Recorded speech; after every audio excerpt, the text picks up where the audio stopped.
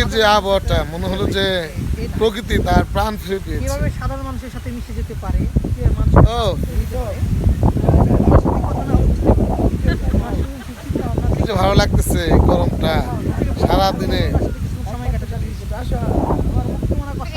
এই বাতাস আর কোথাও পাওয়া যাবে না, একবারের জন্য মনে হয় কক্সবাজার গেলেও কাজ হবে না।